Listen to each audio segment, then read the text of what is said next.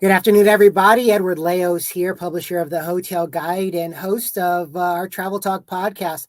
Excited to have my partner in crime and fellow traveler and editor in chief of the Hotel Guide, Jennifer Broom, joining me today. We've got some good segment planned on tap, don't we, Jennifer? We certainly do. We're talking affordable travel for this spring. Yep, we're getting to that point. You got spring break coming and going, and people start thinking about, hey, where do I want to go? But one of the big things that's always on their mind is, how can I do it and save a little bit of money and enjoy and enhance the experience? I know we were talking offline a little bit about the importance of what's going on in Florida. Tell me a little bit about what's going on potentially for us to be able to get there for maybe spring or even summer. Yeah, I think it's one of those destinations that, anytime you hear, how do you do Florida affordably? It's a toughie. I'll just go ahead and say that. It's a place that people want to go. And anytime you have that, the prices are always a little bit higher. But I was delightfully surprised when I did a recent trip to the Jacksonville area. I actually combined an island experience, a little urban exploration, and then of the historical area of Florida. And sometimes I feel like folks forget that there's a tremendous amount of history in Florida. So let me tell you how I did it. I first went to Amelia Island. And because it is an island where there is a huge local year-round population, I actually found it to be a little bit more affordable. Say when you're just going for your dinners and stuff, I didn't feel like the prices were jacked up that you would normally see in a resort area.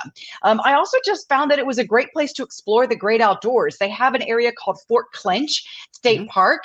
And it's, if you just want to go walk or bike ride or explore the fort itself, it's super affordable to do that. It is one of the best places I've been recently to catch a sunrise. That's free to do. Just enjoying those things of kind of enjoying the outdoors. I actually stayed at a Residence Inn, another way to kind of get into Florida with that affordable aspect in mind is to stay at some of the well-known brands, but also not only to stay, but then using your points. If you've accumulated points, whether it be through your credit card or you are on business travel a lot and you're, sticking with that one, I tend to try to stick with a brand or 2 or 3 brands to maximize making sure I earn as many points as possible.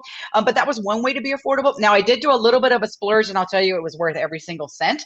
And that was going on a catamaran sailing experience with Follow That Dream Sailing. It's a husband and wife team that take you out and you get to see all the historical sites and Amelia Island from the water, but then also cross the line into Georgia and go to Cumberland Island. And that is a national seashore. You may remember when John F. Kennedy Jr. when he got married there, the Cumberland Island is also known for the wild horses, and we actually saw some.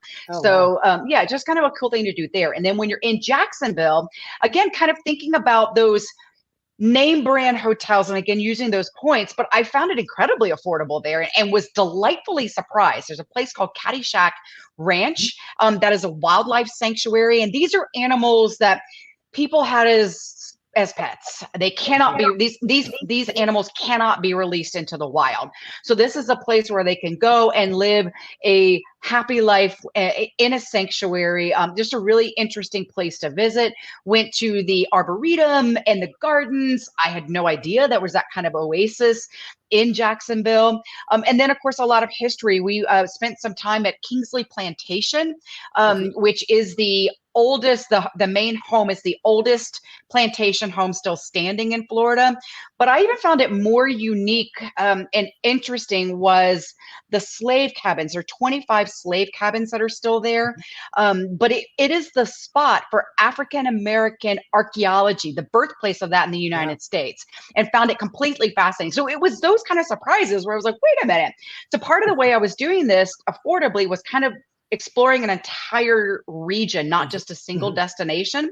And then, of course, going down into St. Augustine, the oldest city in America, dates back to 1565. We even saw at the GTM Reserve, saw the point, well, out where somewhere in the water where Ponce de Leon spotted La Florida for the first time back in 1513. And I'd been to Castillo de San Marcos before as a child. It's been, 40 plus years since I've done that. So going back and seeing that, that, and then seeing the culinary scene, St. Augustine Distillery, going on a tour there. The bourbon is really good. The food at Bourbon and Boards was fabulous. Catch 27, another delightful place for dinner. And then, something that was just really fun, kind of a, just kind of casual, right on the water type of place was Aunt Kate's, where you can just get, like the fried shrimp, and, I'm a grits girl, so I'm always going to go for the grits, but that, that sort of thing. And we did go out on a dolphin and wildlife adventure with Florida Water Tours. Again, very affordable.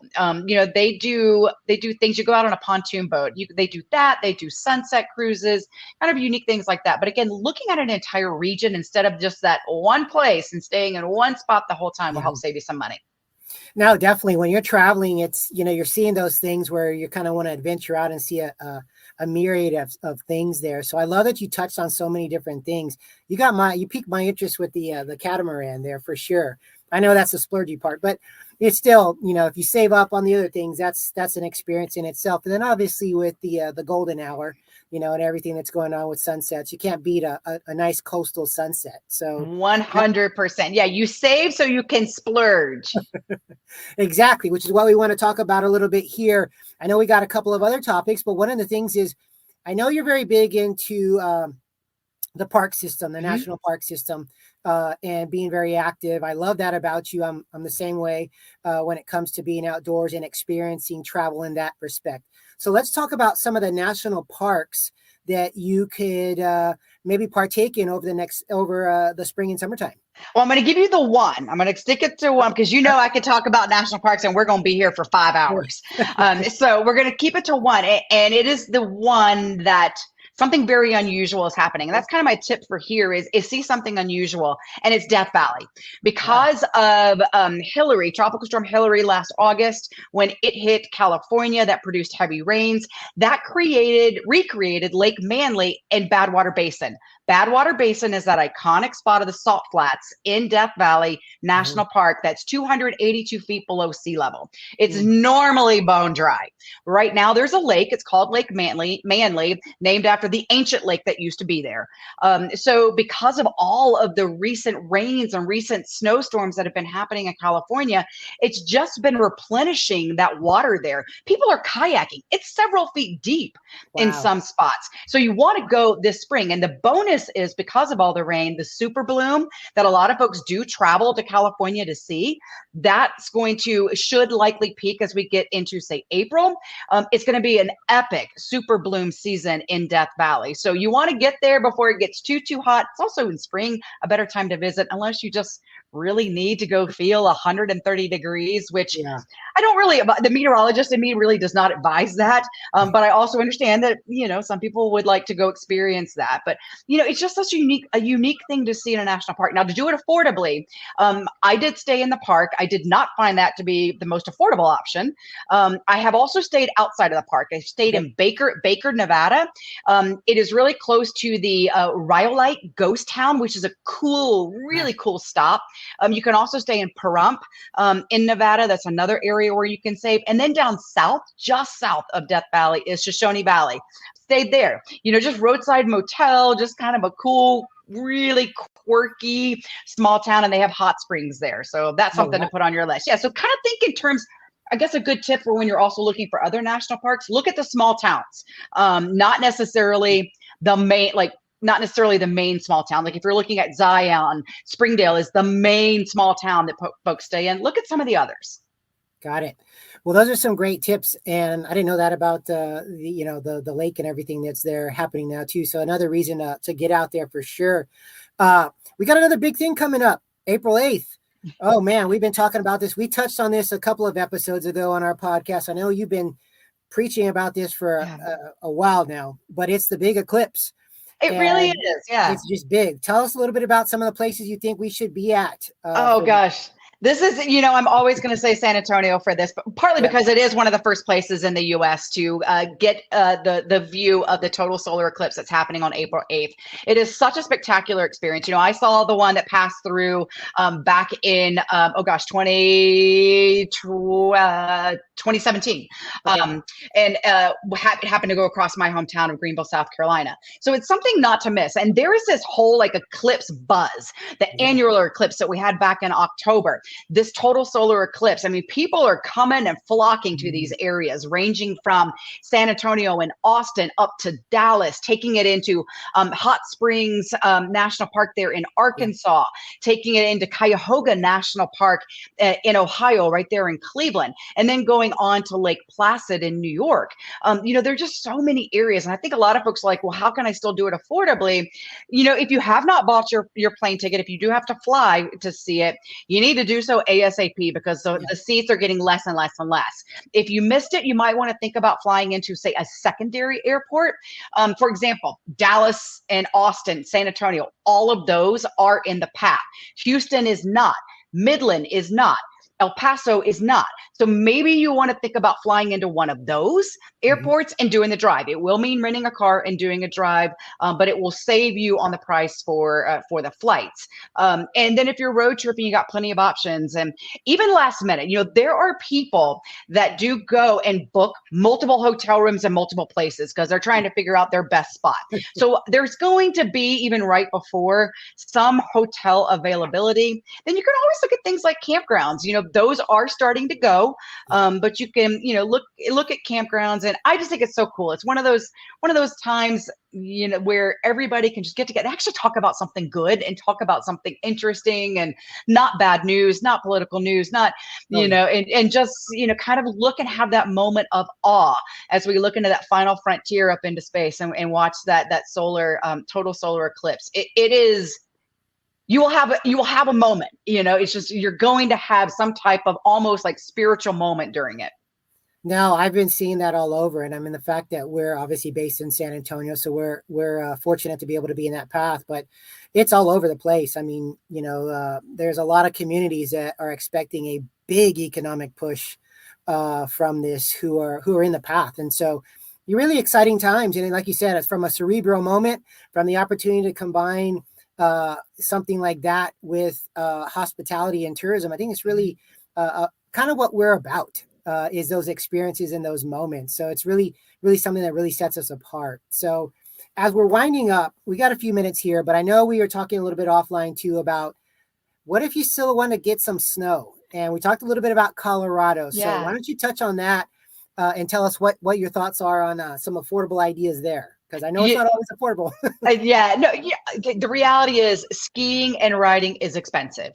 Any way you look at it, from the lift tickets to the gear to finding a place to stay.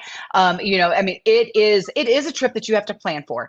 But there are some ways that you can do it a little bit more affordably. And that is kind of thinking in terms of maybe not necessarily staying in a resort or in a destination that has the ski resort in it. Think a little bit outside and go for those smaller towns. I'm such a huge proponent of visiting our smaller towns. Get that Americana, get that small town feel, partly because you are on vacation, and a smaller town is a slower place, a slower pace in life. It's going to automatically make you just take that deep breath and chill it down a couple of notches. So one that I really, really like, that's kind of recently turned into, and I'm about to share it, my little go-to recently for when I need a little R&R, or I'm doing kind of a writing work retreat, but also want to get some wellness in. And that's Glenwood Springs, Colorado. It is absolutely gorgeous there. It is known for its hot springs. Iron Mountain Hot Springs is one of my favorites there. So you get that built in, but it is a short drive to Beaver Creek, Vail, Aspen, Snowmass. And then there's a smaller resort that's only about 20-25 minutes from downtown Glenwood Springs called Sunlight, which is great if you're coming in and your kids are wanting to learn. It's a fabulous area to do that. And it's a little bit cheaper, so you can save some money there. But kind of thinking about look at the ski area and then say, okay, maybe let me branch out just a little bit and see what's within 30 miles or so from that ski area that I can find something. And with Glenwood Springs, you get that the soaking experience with Iron Mountain Hot Springs, and the Glenwood Caverns were just recently named a national natural landmark. Wow. So there's kind of that geology aspect to it. Hanging Lake is one of the most iconic hikes in Colorado. It's right there. In the wintertime, you do need spikes on. You also need trekking poles for it. But that is something you can do in the wintertime without the crowds.